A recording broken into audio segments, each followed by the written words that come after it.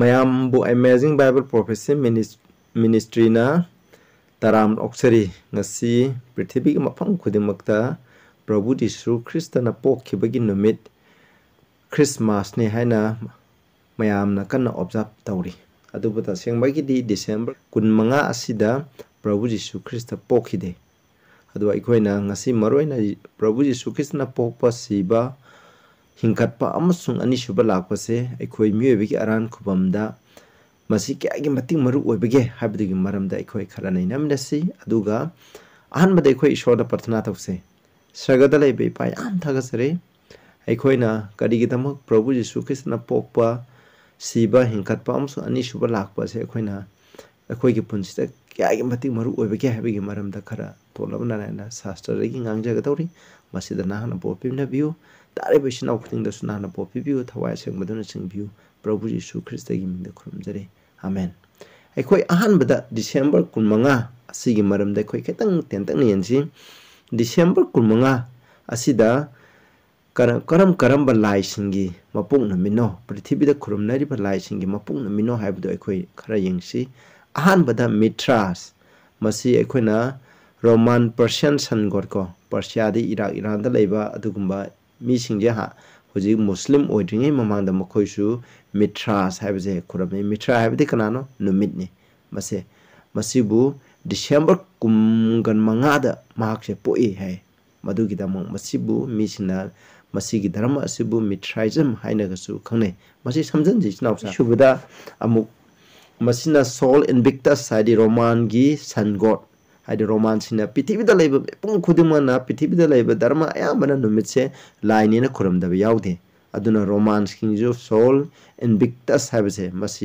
masigi mapong numineba masi Roman gi kana Emperor Aurelian habsina December 15 ase Sol Invictus ira habni khoina mamangda di ede na hainaramani hujiti si na ayambalo onthongna gare aduna masi 274 da laukthopani masi numitna pokpa numiki nongna pokpado madubuneba khoina masi after solstice habni winter solstice hadi December gi kumathoidena kulumdoida hadi kwaidigi ahing sangba aduga nungthena kwaidigi tenba matam hairibse matibu winter solstice haina khane masigi matam asigi matungdagi di 15 sida numitse amu akoiromda naksanba akoiromda mu pokpado uyeba madugi damang madomda launaraga December 15 sida kana Roman gi sun god se moina khurumbaje masini ani subadana Horus ko Egyptian gi sky god se masiju December gi 15 da poe samjalasi ko mokoi gi mythology matuna Horus saibje Isis amusung Osiris se masigi mokoi ani na angak pop tawraga phangjai kiba masanu paneba madum masigi mapong numineba akoina kaureda aduga mu akoina mathangda Dionysus sabje masiju Greek ki god of wine and fertility haidi you amasung fertility de akoina sabuk phabigi adugumba laido madugi mapong numineba December 15 je masi festival tawduna pangthoi samjansi manga subadana Hindu gi dharma gi matung na su ayamba mythology mokogi mythologist kambuna masi December 15 da koina Krishna je po ihan hai adubu mai gi jamnas koina Krishna gi mapong midi koina Augusta ayamna pangthoi ko matho adubu ayamna di December 15 da thajane mathang da Tamas koina masina Mesopotamian gi goni Tamas haje kanano Nimrod ki masanu pani angko masigi mapokna meneba koina Semiramis Nimrod Semiramis laure aduga mana mirolaba matungda koina Nimrod sira kanda Tamase pokneba aduna Tamase Nimrod to amona halakpani December 15 da na masi Tamas ki mapong mini hai aduga hari buje hujina mu Christian sina mu December 15 je Roman Catholic Church na Prabhu Jisu Krista gi mapong mini hai na makoina loksan baneba hari bang makoigi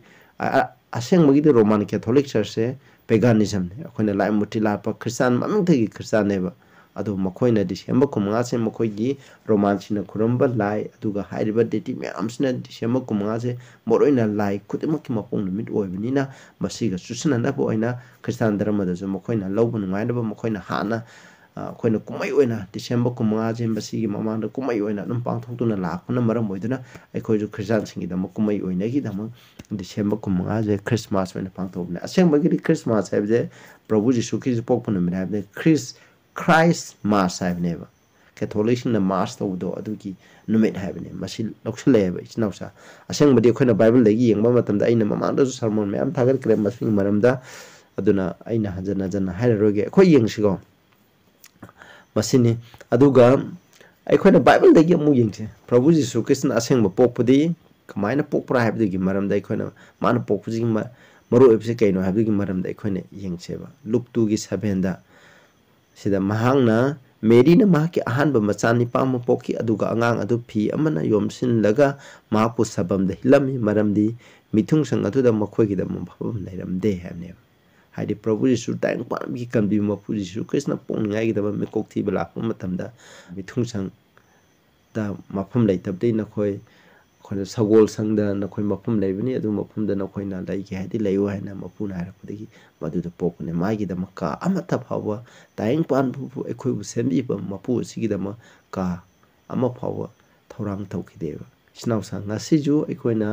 Prabhu je numit khuding ekhoi thamoi da pon bi ekhoi gi thamoi da Prabhu na nungti gi pong ngai gi da mo ekhoi ka to thorang tawduna thamsi haina aina mayam da appeal tawjare aduga Luke 2:9 da Prabhu Jisu Krishna pokum matamse kanana taram okhige haibje ekhoi yengseba matamdugi lairi laisho haiba sa hiraba misina kanana suma okhide mahabu oliba misingje yengche lamdam adumakta yauksan basina labu lamangda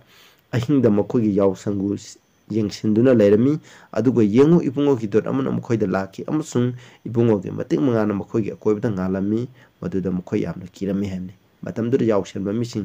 koina yauksan ba misingye yamna dharma chele makoi ishorgi thabak toy koina Moses su yauksan bani David su yauksan bani makoi koina khangadaba Bible paduna makoi je lamhangda makoi yauksan duna lairamane aduna lamangda yauksan ba Jerusalem da lamangda yauksan ba epse ningtham thai matam amatha nate bisinausa yamna nungai ba wanu si jam phapa sadaba matam neba moroina March April sigi matam daneba aduna Prabhu Jisu Krishna pokuje March April dani atubo ekoina hoji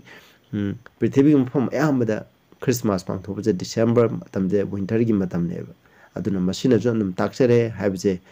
ekoina kawgumjeba do yaw sembasing aduda sagaduna makoida paw pieba lairi lai soiba dharma sing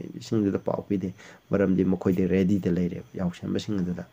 yengje aduga 10 12 adubu sagadu aduna makoida ki gunu maramdi yengu aina na khoida mi punamaki oigedaba yamna harawgi apaw paw puragle maramdi ngasi David ki saharda na khoigi damak kanbi mapu amapole makti ibungo Kristani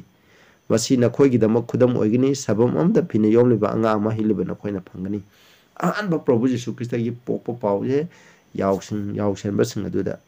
haige ba khoi khudam pi sabamda me English ta na manager da anga ama phine yomduna leiba thengna gani hai aduga khangawdana sagai kambuna mayamna sagadu aduga loina isoba thakaduna hare khwaidi hena wangba isogi mati magun thagatpa tayeng panda mahaki apen bo iriba missing ki damang matakta ingthaba prithibida shanti aduga ingthaba je oisno haina mokhoina sagadu singna thagleba Prabhu Jisu Krishna pokpa gi damak thagle maramdi mahana pokpa asina ekhoi gi damak aran khubam gi thorang adugi ahan baneba masi ekhoina yawri neba mathangda yengse mokhoina 16 aduga 17 18 20 da aduga mokhoina tunama laki aduga Mary Joseph amasung sabam de hiliba angang adubu phangki yawsembasing aduna mokhoina masi urubda angang asigi manana mokhoina haikiba wa adu question sandoki aduga ataba panamna yawsembasingna mokhoida haikiba hiramsing aduda ingangaki mokhoina mu mafam khudingda sandokare batayang pani kambi pude ataba misnam ngai halaglaga mokhoina haikiba adugumna mokhoina takraba amasung ukhruba punam adugi dama ishobu mati mangan chawan ki amasung thagat ki yami mokhoina anga amasmana pokani adu lairambadu ubum batana tayang pani kambi opone mokhoina harawni yaza khiba mokhoina konamgi mokhoina ishobu thagat khiba sinapsa adubu matamdugi shona khandrukaba jihudi singi lai shoiba farisi sing adu puroilin sing amatana maku taram okide sinapsa aduga Matthew 2 11 da su asumna hai aduga masina mazai singna lakpadugini makhoina yum aduda sangbada makhoina angang adu mahaki mama Mary amas Mary adu galai minabu urami mokoina khu kunthare mahapu khuramme Prabhu Jisu Krista ni ko masidi sahi amarongi matungdani masi koina uribdo mana pa kiba haidi chai ama mokoina pa hero na nga hapadu chai ahungi makhada laiba nga ta hat kibneba aduna sarona chai ama ni tu mokoi chakna thirakneba aduda khurambani mokoina adugo mokoi ki kudong konsingi aduga sana aduga frankincense mana nungsibne mayer habju mokoi haide kudol omje mokoina piramne masi mokoina yam kudol ni ko masigi kudol asigi mapana mokoina Egypta chenbada lairunabagi khars adu masina pukibni snausa kyada saukraba kudona masina Prabhu Jisu Krista bu pokpa matamda taram okiba missing aduneba snausa koina masi kawgumsi adu anisubda Prabhu Jisu Krista siba matamda kanana mahakti ishorgi masane hena thagatpagi bakana yawgibi seboksingi manungda ichu kanasu thagate snausa aduga kanasu thagate mokhoibu thagapse sumnatangi Roman centurion ko ade Roman gi lamisami gi mako mahakakthang mokhoina thagale yengse Matthew 27 gi 54 da lami samagi mapu umsu mahaka loina na Jisu bu sangniba mokhoina joharaba amusun thokhiba do rusun ubda mokhoina yamna kiduna haire mi asita sena ishogi masane pani NIV da mu yengba matana Matthew 15 gi 39 centurion aduna when the centurion who stood there in front of Jesus Christ ki mamanda lekiba pangtingdura sigi pangtingni badu ki mamanda lekiba centurion aduna ko Jisu Prabhu Jisu na karamna sikibagi habdu uba matanda mahangna haiki ko tasena ma nupa ase ishogi masana pani ena sunhai aduga Luke 23 gi 47 da sunhai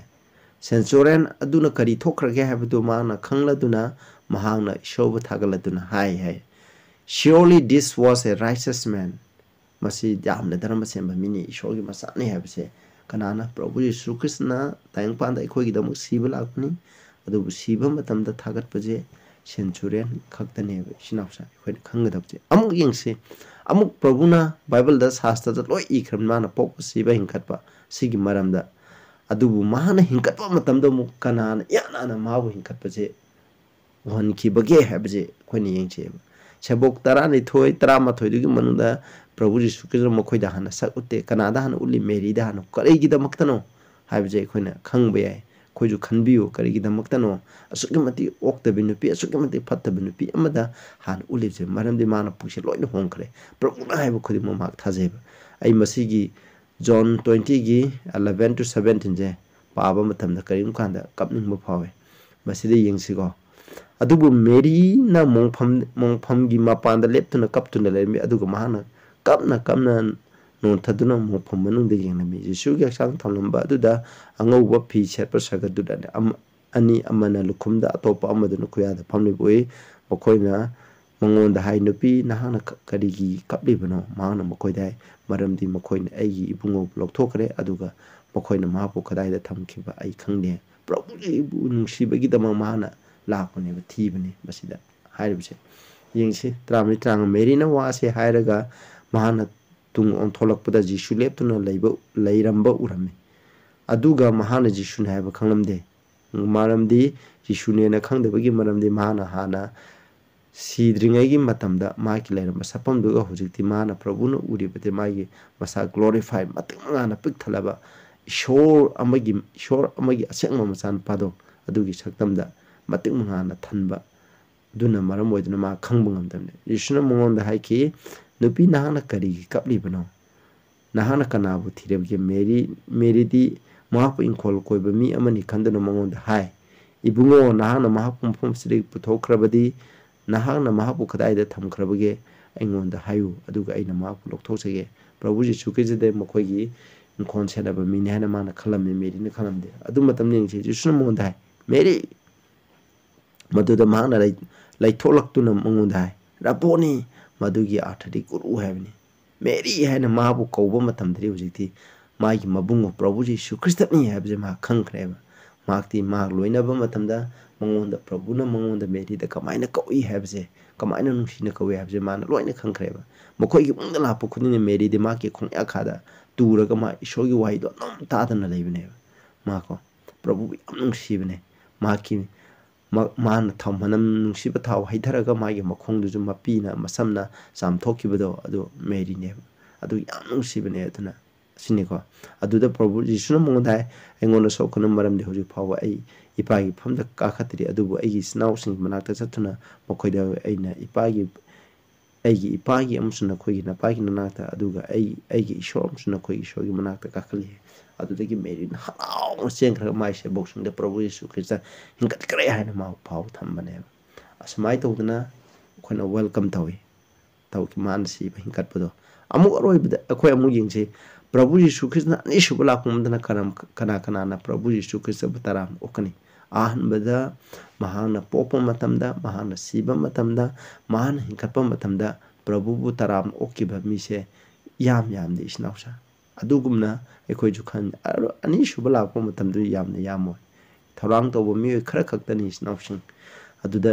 look 18 गी iota Sumana है प्रभुना लाइना खोइदारी मदुदी महान मखोइगिदमो थुना असुंबो वायन तौबिगिनी अदुम ओइनमक मीगी मसानि पातुना लेलंगप मतमदा महान मालेमदा थाजबा फंगदरा है हाइदी मरमदी अयाम मीसिंजे प्रभुबु थाजररोय अदुना मखोइना मंगोंदा मालेमदा लेरिबा मी अयामना प्रभु यीशु ख्रिस्टबु थाजरोय महान अनि शुभ लाखप मतमदा ताराम ओय हौजी एखोइना महान अनि शुभ लाखपगिदम थौरांना सेम सागदबो मतमनि अदुबु हौजिति अनि शुभ लाखपगी सेम साबगी मतमगी महता एखोइदी मान पोखरे हैना डिसेंबर कुमंगाजे क्रिसमस ने हैना सादुना थक्तुना लांगदुना एखोइ हुजिक लाइरे बिसनाउसा अदुना एखोइना मु हाइ लुक 21 गी 35 ता सिदाय मरमदी मसी मालेमला लैब पुनमकी मथक्ता लांगुमना लाकने प्रभुना लाकपजे लांगुमना लाकनी हामी एखोइना याम बाइबल लाइग्रे मान लाकपजे हुरान बगुमना एखोइना थौरांग थौदबा मतमदा लाकनी हैबसे एखोइ काउगुम सिको इस्नाउसा एखोइदा लांग हैबसे केदोंनो लाइ एखोइबु फारगा एखोइबु हातों ngaइनेबा अदुना अयामना मसी लाकनी मरमदी थौरांग थौदबा मिसिंदा प्रभुना नि शुभ लाकपजे लांगुमना लाकनेबा मैथ्यू 24 की 44 दा है मरमदुना नखोइ सु थौरांग थौदुना मरमदी नखोइना खंदबा पुंजा अदुदा मीगे मसाना पा अदु लेंगलकनी एखोइना थौरांग थौदबा पुंफम एखोइना तायंग पानबगी पापता इथा इरांगदा कुमै राउदा तावरिङै मतमदा इसागी अनिंगबा अपाम्बा तौरिङै मतमदा प्रभु यीशु ख्रिस्टना लाकनेबा अखोइना थौसादबा मतमदा स्नाउसा एखोइदी अदुगुम मिसिंग दुगी मनुंग ओइसी ओइगुमसी एखोइ मतम खुदिंगदा प्रभुना नि शुभ लाखपजे थौरांग तौबा महाना अहानबा पोकपा मतमदा महाना सीमा मतमदा हिंकटपा मतमदा थौरांग तौखिबा मिसिंग तरामना ओखिबा मिसिंग अदुगुमना एखोइसु लाइसी हैना आइना मयामदा अपील तौजरी अदुगा रेवलेशन 22 की 12 ता है यंगो आई थुना लाई मी खुदिंगदा मागी थबकी मतुंग इना आइना मना पीनबा आइगी मना आइना पुरकली हैबने प्रभुना अनिसुब थुना लाकनी अखोइना वासक पीबनी स्नाउसा अदुना महाना लापम मतंदा एखोइदा अफबा मिसिंग प्रभुना हाइबा इनख्रबा अरांग खुबम फंख्रबा मिसिंग अदुदा मना सोइदना पीगनी हैबजे एखोइ अरोइबदेंगसे प्रभु यीशु ख्रिस्टना पोकपा सिबा हिंकटपा अमसु अनिसुब लापजे एखोइगी अरांग खुबमदा क्यामगी मतिंग मरु ओइगे हैबसे सिनाउसा प्रभुना एखोइगिदम पोक्त्रबा एखोइ मियबदा अरांग खुबम लेते खोइना खावरोइदबसे अमुक माना सीद्रबा एखोइ अरांग खुबम लेते हिंकत्रबा अरांग खुबम लेते अमुक अनिसुब लाक्त्रबा अरांग खुबम लेते एखोइगी अरांग खुबमगिदम प्रभु यीशु ख्रिस्टना पोकपा प्रभु यीशु ख्रिस्टना सीबा हिंकटपा अमसु अनिसुब लापजे मरु ओइबा हाइरिबा मरी असिगी मनुंगदा अमा हेक लेतबदा खोइदा अरांग खुबम लेरोइबा अहुम दि मपुंग फागरे हौजी अमा खक्ता ngaइरेबा प्रभुन अनिसुब लेंगकपजे मसिगिदम एखोइ थौरांग थौगदबनेबा खोइना मैथ्यू 1 की 21 दा हाइजे महांगना मसानुपा अमा पोकनी महाकी ममिंग यीशु कौ थोनगदबनी मरमदी महांगना महाकी मिसिंगबु मखोइगी पापतगी खनबिगनी हैने प्रभुना एखोइगी पापतगी खनबिगनी हाइबदी एखोइना पाप तौदुना एखोइना फत्तब तौदुना हुरांबो ओइदुना मिहारपो ओइदुना मितु मिवालानाबो ओइदुना लाइमुति लातुना लैना लाइरिंगदा ईश्वरना एखोइबु खनबिगदब नथेबा एखोइना ईश्वर प्रभु यीशु ख्रिस्टनि मपान हाइरिबा फत्तब मयामसे लोइना थादोकपिगनेबा थादो हन्नबगिदमो प्रभुना लापने मसिना प्रभुना लापजे मसिगिदमक्तनेबा प्रभुना सीबा प्रभुना सिबसना अखोना पुगदा पापकी तदे कोदे महाना पुखरबनेबा अदु महाना सिबसिंग मपाना माके इगी मपाना अखोई की पाप कोपीबने एफिशिएंट 1 की 7 दा हाजे अखोई की पाप कोपीबा अखोई की हंदोपीबा से प्रभु यीशु ख्रिस्ट की इगी मपान खकनेबा टेक्स म्याम ले अदुगमा म्याम दो आई लौजररोय मसी की टेक्स अमख अखोने येंगमिनसे अदुगा हिंकत पसे अमुक सिदा मेट 1 Corinthians 15 की 17 18 दा है सिदाको सिदैदा मु ख्रिस्टबो हिंगत हनबीद्रबदी नखोई की थाजब अरेमनी नखोई हौजिक फावब नखोई की पापसिंग लैरी अदुगा ख्रिस्त द तुमख्रबम मखोई सुमांगले प्रभुना अनिशुब प्रभुना हिंगतब तारगदी प्रभु द थाजरग सिकेबा मिसिंग हिंदुना लेबा मिसिंग अखोई खुदिम अरांखबम अमत्त फंगलरोय सिनावसा होय प्रभुना लाखप मतमदा लागा माना सिरमदबिदा माना हनखिबे याय अदु मतमदा अखोई की मांगजब खक्तने अदु माना मुक सिखरगा हिंगलमद्रबा अखोई द अरांखबम लेते अमुक अनिशुब लाक्त्रबदी अदुसु अरांखबम लेते अनिशुब लाखुदे मसी मरमदा है फर्स्ट सेशन ऑफ 4 के 6 and 17 दा है मरमदी इबुंगो मसाना सगदगी खुलाउगा थोइब सगदुगी खोजेंगा अमसुंग इशोगी पेरेसिंगगी मखुंगो लोइना लेंबिरखनी अदुगा ख्रिस्तदा सिगिबसिंगना हाने हौगतकनी मदुगी तुंगदा हिंदुना लेओबा इखोइबु मखोगी लोइना अत्यादा इबुंगो बुनना बलाइचिंदा पुन्ना पाक पुखतकनी मतोसुना कोइ इबुंगो को बतम पुनम थलेमिनखनी अखोई प्रभु यीशु ख्रिस्त का मा की सरगदा अखोई मा का पुनः लेमिनगाई दम प्रभु न लौब लाखने अदुना मंगोना थाजदुना सिग खुदिम मा की पेरे सिंगागी मखोल ताबदु मखो हिंगकनी तांगपाना हिंदुना लैब मिसिंग अदुजु बैकुप अमदा महांगना लाकु मतंदा खोगी सिबनाय भक्सांग दे सिबनाय द भक्सांग ओंथोपिरगा खोई पुनः अमुक्तंग द खोई अत्यादा पोखकनी अदुगा खोई सरगदा सखने इस्नाउचा मदुदगी खोई मिलेनियम हाइबदो हौगनेबा अखोइबु महाक लोइनना लैनिंगाई की दमो प्रभुना लाखनेबा जॉन 14 की 1-2 कैनो दजु अखोइना हल्लिबजे इस्नाउचा मसीदजु इशोना हाइरिबसे जॉन 14 की 1-3 दजु अइना नखोई की दमो थौरांग तोबा चली हैबसे मसिनेबा इस्नाउचा अदुना अखोइ हुजि अइना हाइरिबदी प्रभुना पोकपा सिबा हिंकतपा अमसुंग अनिसुबा लाखुजे अखोइ की दमो अरांखुबम लै इस्नाउचा अखोइ हुजि होय क्रिसमस तौरबसु कैसु कायदे अदुबु हाइरिबा असिगी मतमदा अखोइना मसाइगी मजाइगुमना प्रभुना पोकिबा मतमदा मखोइ खुदोल म्याम तंबा अदुगुमना अखोइना क्रिसमस की मतमदा अखोइना प्रभु की दमो अखोइना खुदोल म्याम पुरगा इशोगी ओपाउ संदोक्तबा मफमसिंदा अखोइना इशोगी ओपाउ संदोकबदो अइना तौसे अदुगी मत अखोइना सादुना थक्तुना अखोइना कुमै हराउदा ताउबगी मत अदुगुमना ओइसे अदुबु अइना हाइजनिंगबदे अखोइ मसीगी दमक थोइदोंग लै ओदरे प्रभुदी नुमित खुदिंग अखोइ थमोइद पोहनबा याय अदुगा अखोइना प्रभुगा मतम खुदिंग अखोइगी पाप कलोइना प्रभुगा सिमिनरगा अखोइ अमुक प्रभुना हिंकतपकुमना अखोइजु अनौब पुंसि अमदा हिंगसि असमाय तौदुन लैरगा अखोइना प्रभुना निसुबा लाखुदा तारामना गाइमिनसे अइना हाइरि ताबिरिबा म्यामदा इशोरना पोपिबो ओइसनु अदुगा इस्नाउसन अनौब मी ओरगदि नखोइ चैनल सिबु सब्सक्राइब तौबियु अदुगा अरिबा मी ओरगसु अखोइगी मरुम पांगसिना चैनल सिगी मरमदा शेयर तौबियु अदुगा सब्सक्राइब तौबियु इशोरगी असुंब खुदिम अखोइ थिदोंमिनरगा अखोइ फजना प्रभुना निसुबा लाखुदो इदमक थौरांग तौमिनसे अना म्यामदा अपील तौजरी प्रार्थना तौमिनसे सरगदा लेबि पायाम थागसरे अखोइ गरांग कुबिना कुबंगिदमो प्रभुना पोकपा सिबा हिंकतपा अमसुंग अनिसुबा लाखुजे याम मरो हेबा अखोइ तमखरे तारिबसि नाउसनसु अदुकुमा पानायबदा नाइदबो बोर पिनबियु प्रभुना निसुबा लाखुइदमो अखोइ मिकुप खुदिंगी थौरांग तौदुना सेम सादुन लेबा ngमनबियु प्रभु यीशु ख्रिस्टगी मिंगदा खुरुमजरी आमेन।